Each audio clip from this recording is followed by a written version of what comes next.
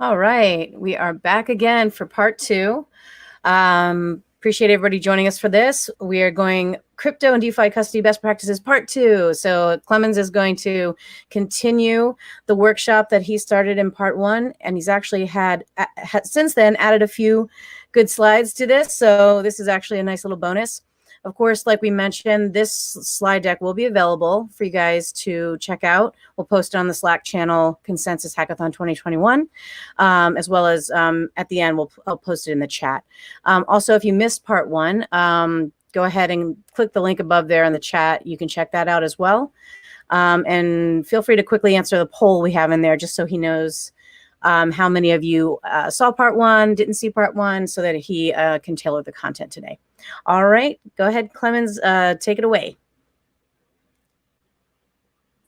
Okay, thanks, Shay. All right, so for those who don't know me, I'm Clemens Wan. I'm a solutions architect with ConsenSys for the past 2.5 years, started in September of 2018. I officially work under the marketing realm in sales enablement, but I still do a lot of solutions architecture work, background in electrical engineering. I graduated from Cooper Union with a master's and then traveled around to Osaka University, Hamburg University, did a lot of machine learning and robotics. And then my parents wanted me to get a real job, so I worked in finance, building credit trading applications at Credit Suisse. During that time, I kind of got the blockchain bug. Actually, Dogecoin was my first foray into tokens, but I lost all of it in the Cryptsy hack, unfortunately, which is why I care so much about security. We'll talk about that a little bit. And then I joined R3 for 2.5 years, working with a lot of the consortium banks and building out their use cases. I write quite a bit. I have over 720 blog posts or so. If you look at clemens.com, there's a random observation / comment for every blog post that I do. All the photos are from just my life. I'm also a photographer, and I just got into podcasting, but I have a break right now where I'm just enjoying the unlockdown, where I'm able to see some people, meet some people in the neighborhood in Denver, where I live now.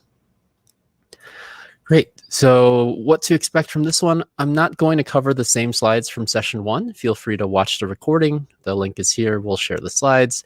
I will do a 10-minute recap. I reframed it because we're going to make this into a separate blog post just about scenarios and different precautions that you can take to avoid those scenarios or kind of worst case scenarios and how to break that down.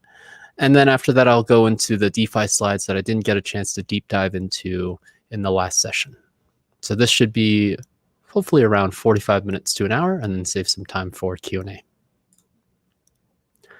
Just as a legal disclosure, this is material created by me and does not represent the opinions of ConsenSys, and I do advocate learning about digital security practices and participating, but this is not investment advice. Okay, so I'll go through a recap of DeFi security with kind of the scenarios and precautions view rather than stepping step by step into the growth of different ways to create your security sessions. But this is kind of a little bit easier to think about, and then I'll do the DeFi exploration. So the framing of this is really to look at these different scenarios, have about 8, and through the scenarios, you can understand why you would need to keep your seed phrases or secrets secure. The first scenario is that you've accidentally shared your seed phrase with someone that says they're working at MetaMask, but it's really a scam and your funds have been drained. There is no recovery from this.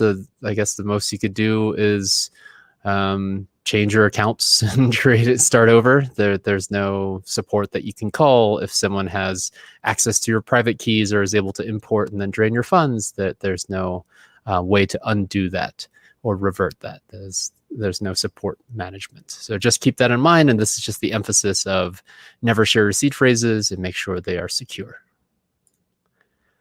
Another one could be that your device, maybe it's a laptop or your phone, is stolen and you were logged into MetaMask. And so if you're doing this, there are 4 things that I can recommend that you can do to make sure that even if this does happen, you have different security measures. For one, my phone is my identity, so I don't really leave it lying around unlocked. I have manual pressing or closing of my laptop screen, but also within 5 to 10 seconds of an activity, everything locks up. And you can also secure your device with different biometrics or pins. That's a layer on top of just the passphrase to open it up. So each app in itself should have biometrics enabled, just in case someone has your phone that's unlocked. Then within each app that moves money or does anything with money should involve additional layers of security. There's also the Find My Phone app, where you can wipe it and just make sure that that's enabled. So in case you lose your phone and you know that it's moving and you can see the GPS moving, then I would wipe the phone altogether and then recover seed phrases outside of that. And then also know how to do any type of remote-based logouts. So Google, as well as Amazon and other services, shows you where the sessions are. So it logs the particular IP address that you're logged in from, especially your password manager has that as well. So make sure that you know where your sessions are running and you log them out. For example, I didn't know this, but I had multiple TVs and my TV was logged into multiple accounts. And then my friend bought a TV. Luckily it's my friend, and he was able to buy movies with my Amazon account without me knowing, which was super weird. So, I had to re-add different securities and pins in order to prevent people, especially, I don't know what the OS is for TV, but it's definitely not as secure. So make sure that you do that. Scenario 3, your email gets hacked, which is a horrible thing. But what you can do is you can segregate your email accounts for different purposes. So consider a different email address altogether for social media, for banking, for any newsletters that you subscribe to, for professional settings, for recovery accounts, for donations, for anything crypto related, any type of experimentation that you do. And that's segregation here is important because then if you lose one email address, it doesn't cascade to losing multiple accounts. So definitely split that up. I have 9 or 10 different accounts. So just in case one goes wrong, then I have different ways to recover, or I have different ways to keep them separated. Definitely use a password manager. Anthony went through the process of showing you how to do this on LastPass. I would say that don't use the same password everywhere, but your password manager can help you rotate all of this. And if you have one password that gets compromised, then obviously that's not great for the multiple sites that you can kind of sign up for. So make sure you alternate between emails as well as different passwords. And so your password manager, use one very, very secure one, have more than 40 plus characters for that master password, and just there's different methods to keep track of it. You can use a mind palace. You can walk through places, look at different objects, replace letters with different variations, and then hopefully use that. And protecting one master password is obviously easier than protecting variations and having a book filled with different passwords written in there. And then finally, 3, if you have your email hacked, then immediately change all your passwords and move your accounts to different email addresses. I mean, just imagine if these scenarios happen and how much people would panic. Just make sure that these precautions are in place so that even if it does happen, you're splitting up your risk in some ways. Scenario 4, and this happens to a lot of people as well, your phone number can get ported or you can get SIM swapped. So call your telephone service provider to disable all number porting, at least require multiple numbers for approval. So put in your wife's number or whomever, your partner's number. Always activate 2FA for the allow list of devices. So I mentioned that before. As an extra layer of protection, you're able to see which IP addresses are added. And so definitely keep that in mind. The 2FA is super important there. And also don't use your regular phone number. If your regular phone number is already everywhere, consider creating a Google Voice number instead and using your Google Voice number as the recovery. So that's probably even the better choice because you probably have shared your number with everyone, but keep an extra number that you can create for free with Google Voice and use that as your recovery number. Scenario 5, you sign into a malicious site that requests access to your MetaMask account. So the key here is do not randomly sign transactions or authorizations to websites that you don't trust. This is very different from just logging in somewhere. You're placing your public key on a smart contract, or you're adding it to a place where different people can see it. So you don't want to be a target that way. So definitely don't even do this on test nets. Try to rotate different types of accounts. Similar to segregating your email accounts, segregate your MetaMask accounts. You can do it under one wallet, one passphrase, and generate other accounts on top of it. Or you can create multiple wallets altogether, have multiple seed phrases. You definitely use a burner account that's not logged in, and also split where you store your funds. So keep it in an exchange, or keep it in a MetaMask wallet that's not logged in, or keep it in a smart contract wallet like Gnosis Safe. These are all good ways of segregating your funds, as well as segregating the accounts that you use. And then also know how to quickly log in and move funds around. But if you've been compromised in some way, that's pretty hard to do. For seed phrase storing, right? If your seed phrase gets lost but not stolen, so it's just not there anymore, consider doing these precautions. So definitely create a paper wallet or a steel wallet. You're able to etch those in, and then secure your paper wallet in such a way that you remember it. So keep it simple, split up the phrases, do 444, for the 12 phrases, store them in different locations, consider memorizing some of them.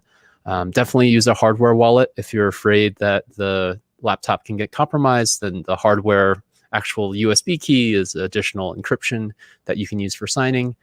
For storing those seed phrases, do not just take pictures of it, because that's going to store it to the cloud. And don't copy it into your Notes app unless it's the Notes app of your LastPass or whichever, because that also stores it to the cloud. And don't email it to yourself unless it's to a segregated email address that you can't really see. So yeah, keep those in mind. And then the last two, so scenario 7 is your password for unlocking your account is compromised on your computer. You can always segregate so you don't have large amount of funds, and then you can also secure larger amount of funds in your cold storage. So the Ledger or Trezor wallets out there, definitely use those if you're afraid that your computer could get hacked or other areas. And then finally, if you accidentally open an email attachment, and this happened to kind of two recent hacks of fairly influential and wealthy individuals that had a lot of tokens, they infected malware into the device that changed the MetaMask backend, right? So they were just signing transactions that were being sent instead of to the to account, to just sent by default to a different account. Practice regular safety precautions, so don't make sure you have antivirus and don't just download random attachments. And also consider buying a dedicated device. So I have dedicated devices for moving money or kind of moving any funds. I use a Chromebook, right? Google logins, that's completely separate, but you can also do a fresh build with a Raspberry Pi, some type of Linux build, wipe a laptop or a spare phone and use that for sending devices. And the example I give is kind of like the old 90s movies where you have a hacker with a briefcase and that's chained to a bodyguard, and they use sat lines, and that's like to send money between your Swiss bank account to another account. So think about it that way if it's a large amount of funds that you're actually securing yourself and there's no vault.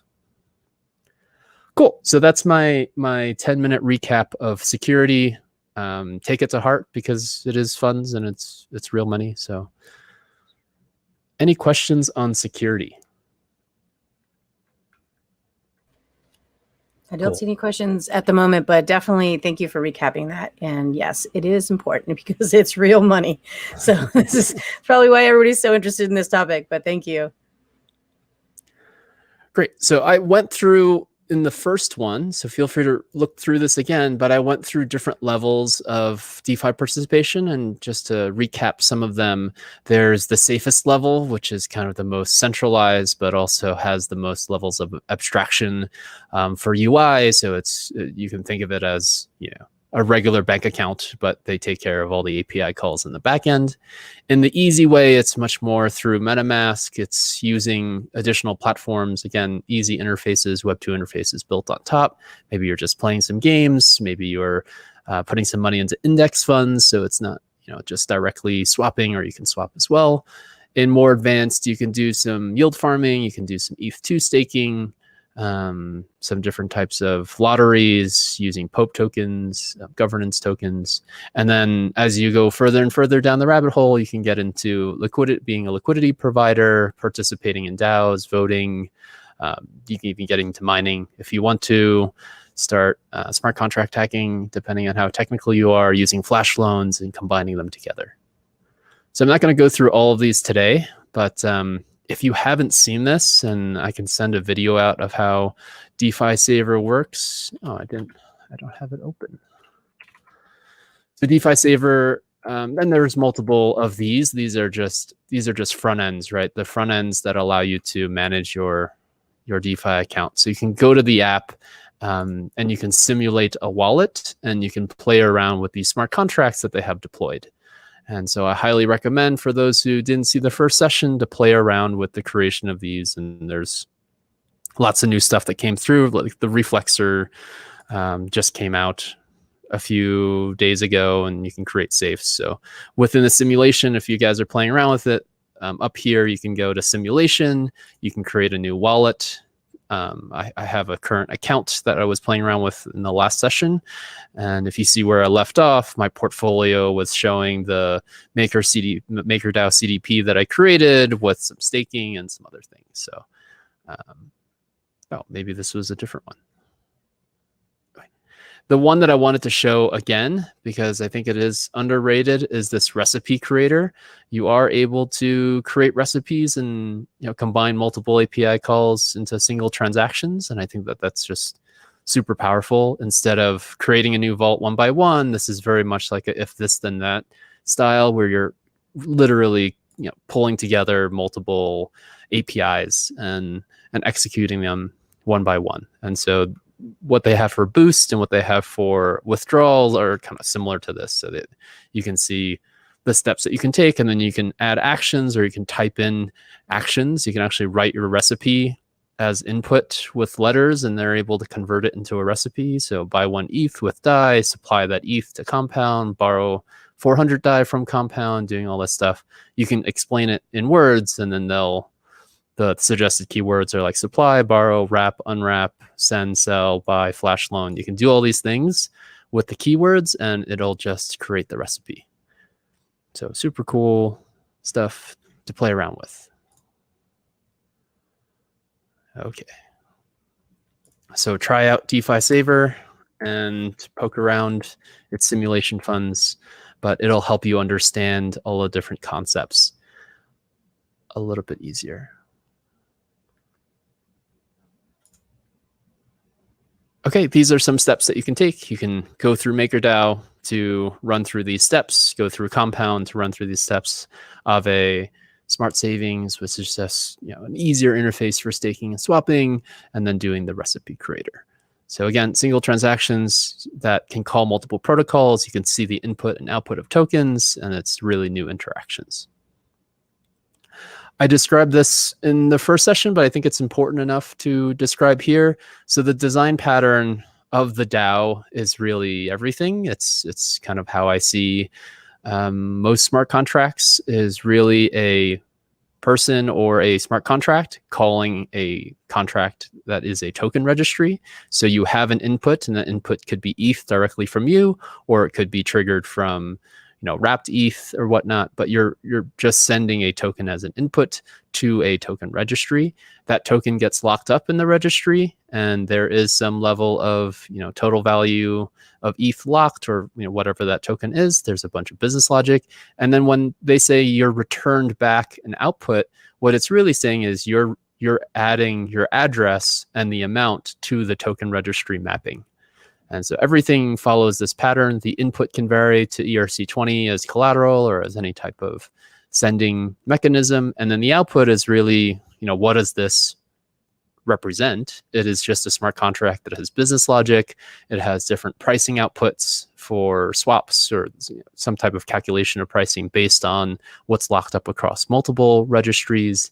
And then there's maybe some event triggers. So if there's a call from another smart contract, then that's kind of inherited inside. So for example, if you wanted to do this for Compound, right, you can send in your ETH and your DAI, and then you can receive back your C token representing C DAI, and that would be your interest. That's your kind of liquidity LP token, your liquidity provider token. And I also explained this before, but these are the patterns that are super interesting in DeFi. The traditional finance bridges are through fiat, so maybe Plaid to get into Coinbase, right? This is your add your account, verify it, put all your money into Coinbase. Coinbase secures it for you. You can, in the commercial bank, have credit card debt go into JP Morgan and then be able to pay that off. But you can also buy directly through fiat to get into MetaMask, to buy tokens with whichever transfer rate, which might be ridiculous, and whichever other rate. Or from Coinbase, you can transfer your tokens directly to your MetaMask account. You can use that and send it over. And then this would be your portfolio. So within your MetaMask, once you have ETH, you can directly swap to any of this exposure, or you can use your MetaMask and log in to these Web2 sites, right? Any site, and participate in staking. You can participate in yield farming, in lending. It just depends on which token you have and which transactions you're working on. ETH2 staking is a little bit different because there's different services for it, but yeah, you would similarly connect your wallet, provide the 32 ETH, and then participate as a validator. And obviously also with ETH2 staking is a little bit different because you have your validator keys separately and all this other stuff. But anyway, the idea is that you're able to send your tokens to participate in the contract, and then these are all cascading. So your DAI here can be split up, and that's why a lot of these DeFi saver dashboards are helping you manage your overall interest rates because it's redistributing. It's almost transparent fractional banking, right? So fractional banking in the commercial banking world is where they take your money in checking accounts and then use the actual capital for reinvestment. In the DeFi world, fractional DeFi, whatever you want to call it, is taking DAI, staking it, and then taking different levels of farming to receive better returns. Okay, this is for those who don't know, from Etherscan, you can directly go to the source and see the Solidity to UML converter of the contracts that are published. And sometimes I just scan around Etherscan, just walk around to see what the contracts look like. And this is the one for MakerDAO. And so the beauty of this is there's layers, right? ETH is at the bottom because it has value, but it's also paying for gas. You have some level of collateral debt position, so a token that represents collateral that has a value that has an automatic balancing, algorithmic balancing, that outputs into a stable coin that's minted off of that MakerDAO contract. And then there's other contracts that you can then put your stablecoin into for borrowing and lending, such as Compound, Aave, DYDX. And then the applications that are built on top of that can be all of these aspects. You can do auto rebalancing with SET, or I mentioned Dharma for passive income, those DeFi savings accounts. You can use Pool Together for a lossless lottery where you have different terms that you can, for your particular pool, say, well, everyone that enters into the pool gets evenly distribution, or only the winner that's randomly chosen will win the interest. There's also automatic market makers that you can be LPs for. You can participate in prediction markets or do fund management, so just multiple token sets, as well as issue your own securities and assets. And the role that ConsenSys plays is we have the infrastructure from the wallet, which is your identity and balances and kind of your key management. But then you also have additional data and infrastructure from Infura that's added to this. So these are some design patterns that I didn't get a chance to go through before, but when people talk about delivery versus payments, most applications think about the delivery of the asset to the payment mechanism that is, they call it a two-phase commit. So a two-phase commit is essentially the escrow that's done by the agent in the middle. So imagine you're buying a house and you have to get a mortgage. So the payment is through the mortgage, and then the asset swapping through your wet signature is your delivery. And so they do this in two phases, but through intermediaries. And the way that it happens within blockchains or within ETH is the quote unquote value comes from different areas. So you can call a two-phase commit of just buying an ICO token. I've added in ETH, and then I've received back a holding of representation of that registry in ETH. Then I've essentially used the native ETH token as the payment, right? And then the delivery was giving me an addition to this token registry. So the leftmost is just saying, if it's a native token like ETH, then you're doing DVP all the time, because the contract itself is the delivery of the asset. And then the payments, which is your middle and back office, was just you sending the transaction that gave it the ETH. So DVP between two tokens is very similar. You can use a swap contract like Liquidity does. The swap contract essentially is an static order book. You put your price in, you put your volume in, and then you keep it there as a contract. And then a bot can match the buyers and do the swapping. And you can do this across multiple blockchains. Liquidity has this for Bitcoin. They have the set number of identities across both blockchains and the proper volume to support it. But as they're testing it out, you can convert your Bitcoin directly swapping through their contract to ETH or ETH to Bitcoin. And then the different one that's fairly new and people didn't think was a real thing or could be a scalable solution was the AMM, so the automatic market maker. And the reason why this uses something called XYK liquidity algorithms. So this algorithm in itself calculates the pool's amount. And what you're technically doing is you're really trading directly with the contract rather than with a particular ask on the other end. So usually in an exchange, you have bid asks, which means that I have an exchange, I'm a buyer, I'm going to match you with the seller, and then we're going to find the best rate to match you together. The liquidity pool is different because there's a pool of liquidity that can change in price depending on the amount of volume that it has. And so the liquidity providers are incentivized with trading fees, and they have risks like impermanent loss, but essentially there's different parties that become liquidity providers to prop up their infrastructure. Cool. So these are like the three ways that I see as delivery versus payments for swapping and for getting exposure. There's a lot of different patterns that exist here, and I just wanted to be explicit about this. So you can spot purchase. So spot trading in regular equities market just means buying the equities, right? Buying shares of a particular space. So here it's similar. You can look at an exchange and just swap based on that price between your ETH and the new token.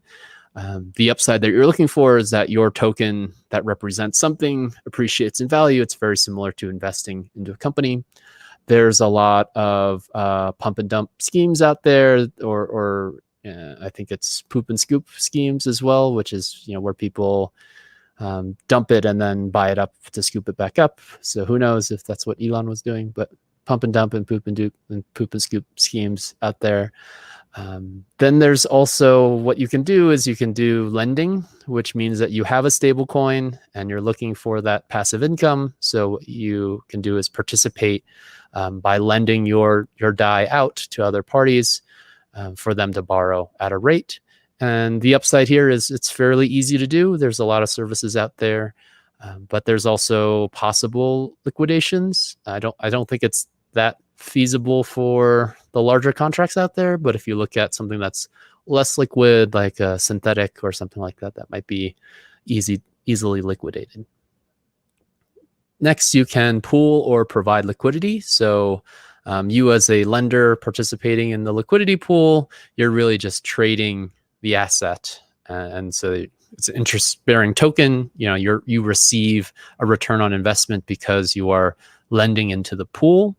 And so your upside here, right, the money that you make is not just, additional DAI like you would have for lending, but you would have the C token of C DAI or something like that represents what you've placed into the liquidity pool. And then when you want to exit, you burn that C token and you receive back that token. There's a lot of studies of this, right? They've looked at, is impermanent loss actually a very, very real thing? And it is, because you're betting on the price movements of that token, and you could be priced out. With V3, there's liquidity spanning that you can do, just concentrated liquidity kind of readjustments, APIs that you can write, and there's better contracts that are built into the protocol layer. So instead of using bots to find medians and kind of readjusting and paying for all those extra overhead, you can do that directly through the protocol.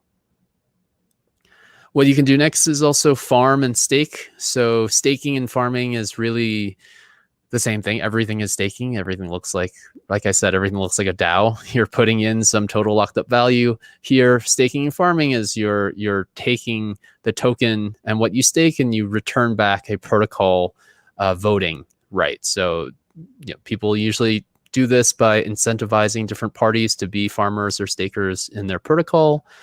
Your upside is your lending interests, your trading fees, your governance token, which can appreciate in value, your voting rights. There's also, unfortunately, a lot of high fees, and there have been a lot of rug pulls for those lesser known tokens. So be aware, if you see like a crazy APY, then it's probably because it's very risky. So definitely don't do that. And then this last one is collateral to DAI. So Centrifuge, which is headed by Jason Jones, who's kind of ex-ConsenSys, built out tin-like protocol and has been using it with MakerDAO in order to mint DAI. Don't really know how this works at scale, because you still need to value that particular piece of real estate or that particular collateral. And so the valuation of that and timely value is more important than the minting of the DAI that reflects it. There's also possible liquidations. I don't know what happens if there's a natural disaster and then the collateral itself was a piece of land and that land's no longer there. Then do you have to pay that back the DAI? And then also anyway, insurance costs for the house and all these other things. I don't know how that would work. So this is the comparison of the traditional trader that thinks about just spot buying and going through exchanges versus the Chad yield farmer who's kind of really diversifying and understanding all of the possibilities of these composable assets out there. I think you can click on this for the sauce for the meme for this kind of harvest token. Okay, let's walk through some of these. I think I'm doing pretty well on time. So safest would be to just buy ETH and hold or stay within your CFI range. There's staking that can be done, or kind of passive income that can be done in Gemini and Coinbase nowadays. You can just work through their third-party service providers and stake with them. If you're staking with them, they take a fee, but it's fairly safe, I think, within the space. I think there's a lockup time very similar to a savings account or a CD. So you can think of it as a higher percent yield CD. Within Dharma, this is my Dharma wallet. You could see all of the different options that are available in their all actions. And so they just make it super simple to swap on Uniswap, to buy from your bank account, to sell to a bank account, to supply to Compound. So these are all just API calls directly to what's being hosted, but you can directly send transactions to the contracts, and it's fairly composable. You can redeem, you can supply to Yearn, you can delegate your votes, deposit to pool together, work with Faye and Tribe if you want to. I don't know if that's a good idea because it kind of blew up. Haven't really followed it since. And so there's just a lot of options here. And feel free to look through them, because this is kind of a good way to see the retail version of these options, right? So imagine this is your bank account and you had all these options, but it's still a little bit hard to understand, because then you'd have to learn about Compound, Aave, Yearn, for staking and what that means and what the risks are. So maybe this can be, again, simplified by another layer. Some other things you can do with easy DeFi is swapping or earning interest with comp or going through index funds. And so just walking through what this looks like, if you're a lender, right, and you want to contribute ETH and you want to lend out USDC, what you do is you use their simple interface or whichever aggregator, and you have to provide both legs of the supply, and then it will create a CUSDC token for you. And that CUSDC token is essentially the interest that you're earning on top of your borrow. So once you're contributing to the contract, you're now earning interest. And so Compound has 10 active C token pairs, and you can go to the site to take a look at those. But your exposure, your upside is basically this CUSDC token that's allocated to you. You can then stake that if you want to, but I don't really recommend it, because if you want to retrieve your ETH and USDC back, you kind of need that token. It's kind of minted for you to receive the refund. Okay, and then also maybe you're a borrower. You're on the other side of the market and you want to borrow USDC at an interest rate, and then you repay with interest. And this question comes up quite a bit. So what happens if the borrower doesn't pay it back? And the answer is nothing really, because the contract is over collateralized. But what's actually happening is that you're lending to yourself most of the time, and maybe a subset of that money. So it may be a liquid contract, but because it is over collateralized, if you don't pay it back, then your collateral gets slashed. So you're actually just losing value, and the value that you lose is the value of the collateral that you've supplied minus the value of the loan token that you've received. So it's a good idea to obviously pay it back. And then the other question that comes with this is why? I thought this loan is called a loan, right? And then if you're your own counterparty is yourself, then why is this called a loan? I think it's just good marketing, to be honest, because you're still lending money, but the purpose is to create these new tokens. And that's why this space is so interesting, because you're rebuilding similar patterns, but you're actually calling them different things. So everything's a token that becomes a token that can be staked into other contracts that use those tokens. So the reason why it's over collateralize and then mint is that you're now able to then have a stable coin, and then that stable coin or that interest bearing token can do a bunch of other things. So it's just that layer above pure stable coins. Now you have borrowing and lending of stable coins, which creates, I guess, this new layer of financial primitives that allows you to do these interesting things. What you can also do is directly swap. So you can just use Uniswap, and if you want exposure to CUSDC token upside, this is all just market data, right? I can directly buy the token. I don't need to go through Compound. And then you can receive CUSDCs all around and work through the Uniswap liquidity pool to purchase it. And there's a ETH/USDC CUSDC pool that's available. And then again, if you don't want exposure directly to the C token, then you can also buy exposure through a SET token that represents a balance of multiple C tokens. So there's something called ETH RSI APY SET token. I think it's an earlier token version, so not sure if it's still around, but that provides you with exposure, and it can be a full protocol, a portfolio of multiple tokens together. Okay, so more advanced, you can do some yield farming, you can do some governance tokens, voting.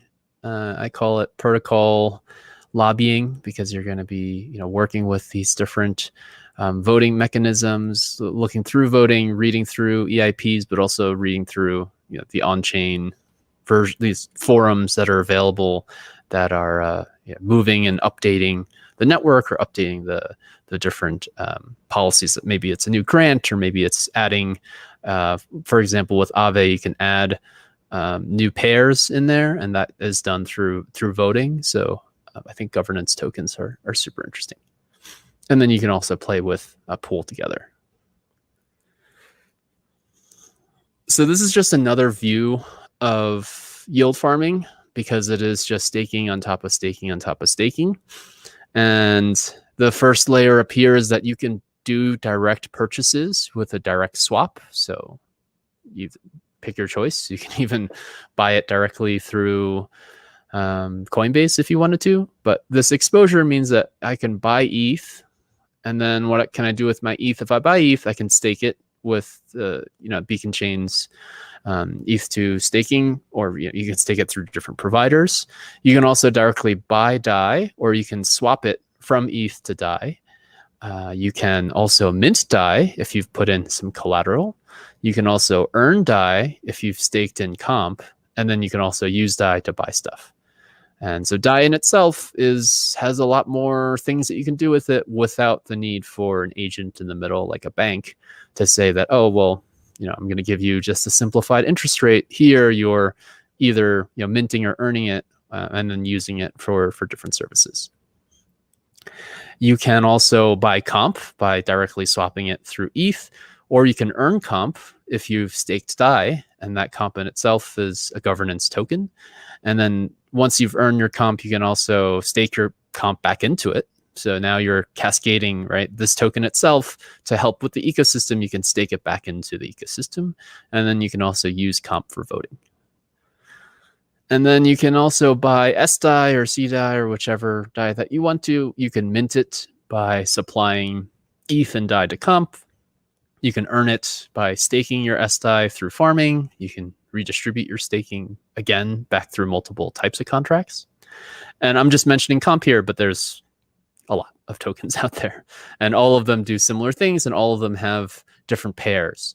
So the network is a little bit vulnerable because all of these pairs are obviously not fully liquid. Maybe it's a few $1,000s per pair or something like that, or it could be a few $100,000, but it's still something that could be liquidated. So definitely beware. And just, this is playing around with different composable financial primitives. So don't go crazy and just buy like all in on one pair.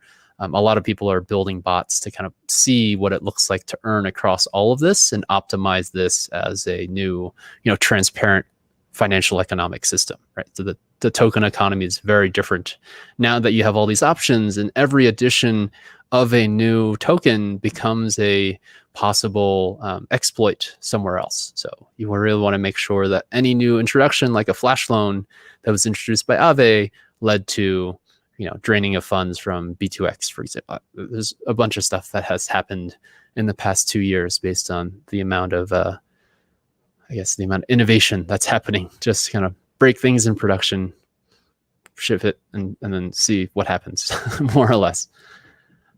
The interesting part about the bottom piece here is that there's compounded growth. So if ETH goes up, most altcoins usually go up a little bit later, and then across multiple blockchains, this happens. There's usually a big Bitcoin pump, and then there's a big ETH pump, and then there's a big altcoin rally. And it goes through those cycles because there's a lot of money moving around between these different contracts. Cool. You can also play around with pooled yield farming. So this is just another crazy composable thing that comes out of it. You're just creating a new pair, and out of these new pairs you have a new base, which is a farm token, and that farm token in itself can be restaked and redeposited, and then you can stake them into other stablecoin pairs. And so now, instead of just buying direct spot, I'm doing staking into pairs, and then those pairs themselves give me more APY. And these APY rates are ridiculous, but they don't last that long. I'm sure trading bots that are just arbing these, but there's just so much. So it's very interesting how many bots you can create to arb across these to make them more stable. And until that kind of comes out, then most of these will be very volatile, unless you're using something like USDC or DAI or USDT. Those are fairly stable. Protocol lobbying is what I call kind of this set of governance tokens that you can purchase into and then read through all of their proposals. There's something called snapshot, which they use, for off-chain kind of viewing of these votes. Most parties just use it themselves, but they more or less, you can see any active proposals for different protocols. I think Yearn has a few in the community. Nope. Where's a few? Balancer has a few, maybe. Any pending ones? Maybe Uniswap probably has some. Yeah, Uniswap has some. Oh, I thought there would be some active proposals. But anyway, Snapshot's pretty cool. It's off-chain, stored in IPFS. I just use this as an example because it's easy to see the different types of votes that are out there and to read through each of these. I wonder where the open ones are. Does Yearn have one? Did I already check this? Oh, Sushi has some. Okay, so Sushi has some proposals, and you can read through what some of these are. And these are all usually just within a forum. You can directly go to their site, and each of them have votes and whatnot. But this is just a IPFS version of it.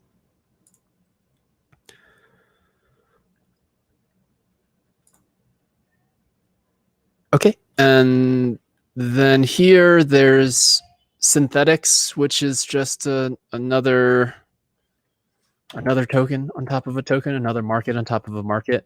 And here, the way that you create these tokens is very similar. You would have to, sorry, it's loading, there's a lot of slides. You would have to create, first you have to have enough ETH, then you have to buy your SNX token, which they use. Then you stake that token to mint your USD. So that's the synthetic USD stablecoin.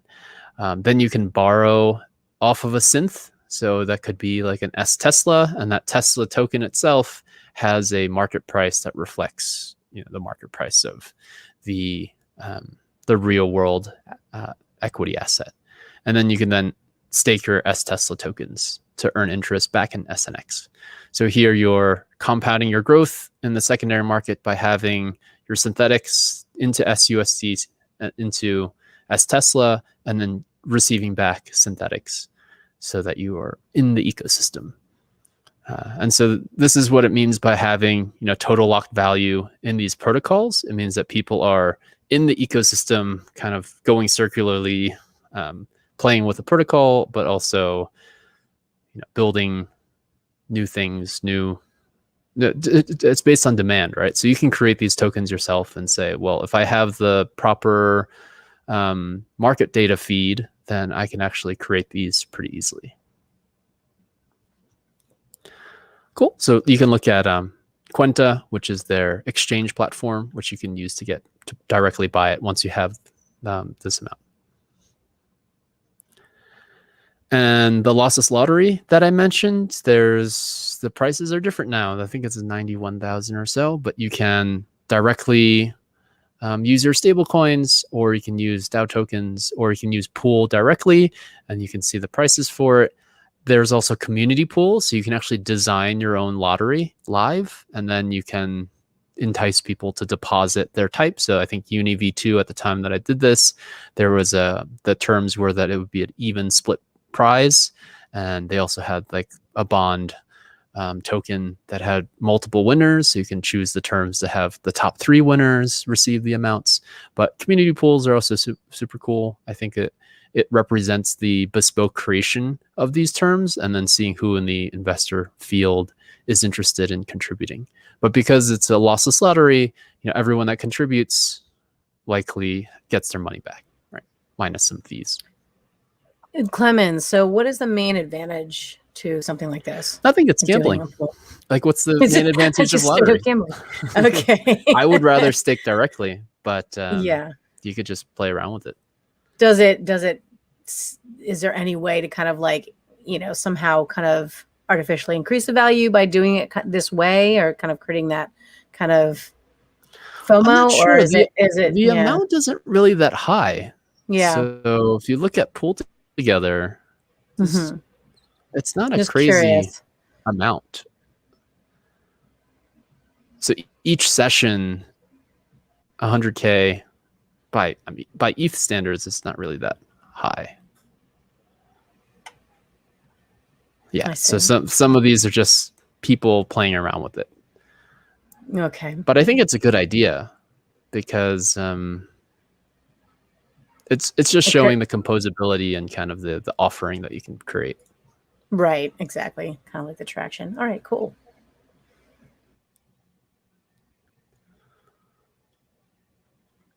Cool. So if you keep going, and I already mentioned this, but being a liquidity provider has a lot of risks, but it's also you're supporting their protocol, you're kind of growing their protocol. So I'm sure most of these people aren't, that they're probably already whales that are providing the supply, and they're kind of experimenting, continue to grow and make sure that this total supply is balanced, and there's probably some risk systems that they put into place to make sure. But there's also, liquidations happened depending on different sales. And so I think it's just being hardened more and more. And as you get more volume inside of it, and as the volume grows, then it's harder to manipulate that market. A lot of people ask me about tokens and what token they should buy. And I didn't want to go into that, but I do want to say that the VCs that are out there that have been investing in this have been coming up with their new versions of how they do evaluations of tokens. So I think the token itself is a combination of aspects of these. So they look at the protocol, the contracts, if there's composability with other protocols, how many partners do they have, how many projects have they done, any integrators that are building on top of it. Dev team and advisory is very important. They want to see that the dev team's experienced and have, smart contracts that have been issued, or they come from different groups. And the advisory team also just shows that it kind of passed the sniff tests by different advisors that are on the board. Also, the media that's available, people will log in with different accounts and see who's on their Telegram, who's on their Discord channels, and what type of articles and thought leadership that's being published through Medium. On the other side, people will also look at where is it listed? Is it listed on a set few of exchanges? If you get listed onto Coinbase and Gemini, for example, that means that they've done their due diligence and want exposure to it. So, getting Filecoin on there was pretty big and leads to some pops. If you look at what Aave has listed, for example, it just depends on who has enough influence to kind of put you into these exchanges and what they're willing to pay. There's also registration of metadata. So within your blockchain explorer, you can register your contracts into there openly, directly, and you can build in trust through that. There might be also lists of different liquidity providers. Maybe within the business logic, there's new incentives that are added in for liquidity providers or off-chain contracts. If it's a new chain altogether, then who are the validators? How many nodes are being run for the chain? How many miners are there? And then also think about regulations. So some of these tokens have already been, reviewed and have SEC say that they are security tokens, and that might be a good thing. Like for Tezos, for example, they already settled this, and so it is a security, but now they have better regulation, and so other parties may buy into it. Same for XRP and maybe Stellar later on. Like people may think about it that way and say, oh, well, because there's certainty, there might be better price surges. Another slide that I just drew this morning is how I personally look at my fundamental analysis or due diligence, which is mostly, talking to developers as much as possible, but reading white papers, understanding their token economics. You can literally go into every single token that's released. If it doesn't have one, then you should be worried, but it should have some token distribution. So they even did this with Flow. They did this with Filecoin. It shows the allocations to the foundation, to the early members, to the fundraising rounds that they've done, to their reserves. And so you can go through this and read through what those parameters are for what gets burnt, what gets saved. This is for Graph token. You can see their allocations for their sale details, right? Their ERC20 token, when it was sold, the registration, the initial supply, the circulating supply. These are all important values to understand. Token price, which is crazy, they're pretty, as well as for flow.